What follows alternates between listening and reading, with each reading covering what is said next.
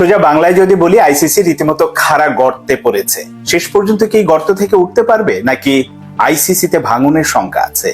এটা নিয়ে কথা বলবো, আশা করি শুনবেন। শুরুতেই বলি, বিশ্বকাপ শুরু হতে মাত্র আর কয়েকদিন বাকি, কিন্তু এখন পর্যন্ত আমরা জানি না শেষ পর্যন্ত ভারত পাকিস্তান ম্যাচটা হবে কিনা। কারণ পাকিস্তান এরই মধ্যে ঘোষণা দিয়ে রেখেছে যে তারা বিশ্বকাপে অংশ নেবে, কিন্তু ভারতের বিপক্ষে 15 ফেব্রুয়ারির ওই ম্যাচটা খেলবে না। এখন অনেকে আবার বলছেন যে না, শেষ পর্যন্ত পাকিস্তান সিদ্ধান্ত পরিবর্তন করবে, এই ম্যাচ ঠিকই খেলবে, এটা তাদের দাবি দেওয়া আদায়, এরকম নানান রকম নেগোসিয়েশনের জন্য এরকম একটা অবস্থান নিয়েছে। অনেকে এভাবে ব্যাখ্যা করার চেষ্টা করছে, কিন্তু আমার অবজারভেশন বা আমার ধারণা যেটা বলে যে না, পাকিস্তান এবার সত্যিকার অর্থেই ভারতের বিপক্ষে ওই ম্যাচটা খেলবে না। কেন খেলবে না? কারণ এই সিদ্ধান্তটা কিন্তু পিসিবি একা নেয়নি। এখন পর্যন্ত পিসিবি আইসিসি কে অফিসিয়ালি জানায়নি যে তারা ম্যাচটা খেলবে না। সিদ্ধান্তটা এসেছে কোত্থেকে? পাকিস্তান সরকারের কাছ থেকে। এবং আপনাদের মনে আছে নিশ্চয়ই, যখন আইসিসিতে ভোটাভুটিতে বাংলাদেশ হেরে গেল, বিশ্বকাপে বাংলাদেশকে অংশ নিতে দিল না, তারপরে পাকিস্তান কিন্তু খানিকটা সময় নিয়েছে, নিজেরা বসেছে, পাকিস্তানের প্রধানমন্ত্রীর সাথে মহসিন নাকভি কথা বলেছে, তারপরে সিদ্ধান্ত নিয়েছে যে না, ভারতের বিপক্ষে তারা ম্যাচ খেলবে না। এবং সবচেয়ে অবাক করার বিষয়, রিসেন্ট এই যে আমি যখন কথা বলছি তার কয়েক ঘন্টা আগে পাকিস্তানের প্রতিরক্ষা মন্ত্রী পর্যন্ত এটা নিয়ে কথা বলেছে। তার মানে বিষয়টা আর পিসিবির হাতে নেই, যেমনটা ছিল না বাংলাদেশ যখন সিদ্ধান্ত নিল যে ওই মুস্তাফিজ ইস্যুতে বাংলাদেশ বিশ্বকাপে খেলবে না, সেটা যতটা না বিসিবির হাতে ছিল, তার চেয়ে বেশি ছিল সরকারের হাতে। এবং শেষ পর্যন্ত সিদ্ধান্তটা সরকারিভাবেই হয়েছে যে বাংলাদেশ অংশ নেয়নি। একইভাবে পাকিস্তানও কিন্তু সেই সরকারি সিদ্ধান্ত অনুসরণ করেই তারা ওই ম্যাচটা খেলবে না।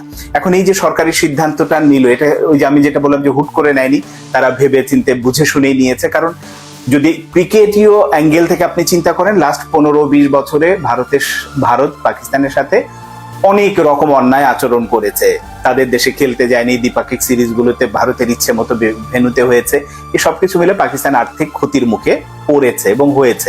ফলে পাকিস্তান ইচ্ছা করেই এবার ওই প্রতিশোধগুলো নেওয়ার চেষ্টা করছে। এবং ওই সময় ভারত যেসব কারণ দেখিয়েছিল, যে ভারতীয় সরকার নিষেধ করেছে পাকিস্তান সফরে, নিরাপত্তা শঙ্কা আছে, একই রকম নানান টালবাহানা যে সরকার বলেছে তাই আমরা খেলছি না। এর ফলে যেটা হবে, শেষ পর্যন্ত আসলে আইসিসিও পাকিস্তানকে শাস্তি বা নিষেধাজ্ঞা এরকম কিছু দিতে পারবে না। যেটা পিসিবির সাবেক চেয়ারম্যান এবং আইসিসিরও সাবেক চেয়ারম্যান এহসান মানি বলেছেন যে না, চাইলেই আইসিসি এই ধরনের সিদ্ধান্ত দিতে পারবে না যদি তারা নিয়মটা অনুসরণ করে। কিন্তু শেষ পর্যন্ত নিয়ম আসলে অনুসরণ করবে কিনা সেটা হয়তো সময়ই বলে দেবে।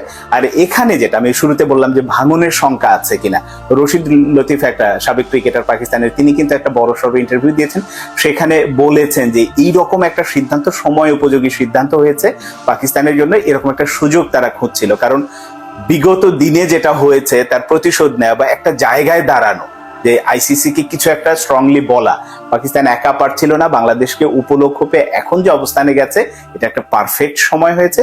এবং এটা তিনি এও উল্লেখ করেছেন যে এই সিদ্ধান্তের ফলে পাকিস্তানের উপরে নিষেধাজ্ঞা আসতে পারে, আর্থিক জরিমানা আসতে পারে, কিন্তু সবকিছু ভেবেচিন্তে এই সিদ্ধান্ত নেওয়া হয়েছে। এই কারণে যে বারবার যেন অন্যায় আচরণ এটা চলতেই না থাকে, তারা এক ধরনের নিয়ম নীতি অনুসরণ করবে, অন্যদের জন্য আরেক রকম নিয়ম নীতি, এই ব্যাপারটার আসলে শেষ হওয়ার এখনই সময়। এবং সেটা যদি হয়, কথার কথা ধরলাম যে পাকিস্তানের উপর নিষেধাজ্ঞা দিয়ে দিল আইসিসি, ক্রিকেট থেকে নিষিদ্ধ করলো, তখন কি হবে? এসিসির ভাগ্যটা, মানে এশিয়ান ক্রিকেট কাউন্সিল যেটা আমরা এশিয়া কাপ দেখি, এর ভাগ্যটাই কিন্তু ঝুলে যাবে। কারণ পাকিস্তান এবং ইন্ডিয়া যদি এরকম একটা ছোট্ট দেশে 4-5টা দেশ যেখানে খেলে, সেখানে যদি পাকিস্তানের মতো দেশ না থাকে, এর বাজার মূল্যই থাকবে না। ফলে এখানে একটা বড় ধরনের এসিসির অস্তিত্বই হুমকির মুখে পড়ে যাবে।